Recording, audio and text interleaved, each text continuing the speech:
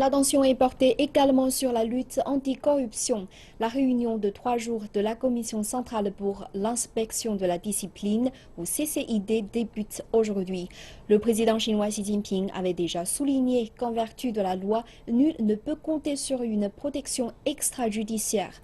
En vertu de ces directives, l'organe de surveillance du pays a évincé des responsables corrompus à tous les niveaux, allant des mouches aux tigres, et ce depuis que l'actuelle direction du pays est entrée en fonction en 2012 et déclaré une lutte sans merci à la corruption.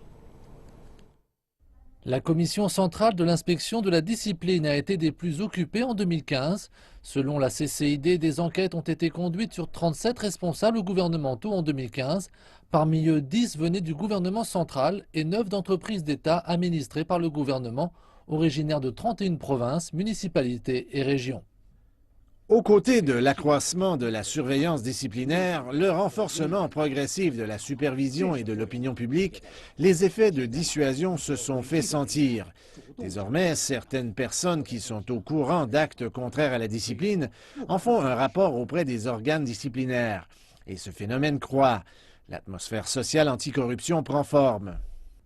L'organe de surveillance a été très occupé à débusquer les officiels corrompus qui se cachaient à l'étranger. La Chine a pu aboutir à des dizaines de traités d'extradition avec d'autres pays. Plus de 850 fugitifs suspectés de crimes économiques ont été extradés de plus de 70 pays à la suite d'opérations transactionnelles permettant à la police de récupérer 1,2 milliard de yuan. Et cela concerne près de 200 membres du parti et du gouvernement. La CCID a élargi la coopération avec les départements anticorruption de près de 90 pays et régions, et tous sont certains que l'étranger ne sera plus un havre de paix pour les officiels corrompus.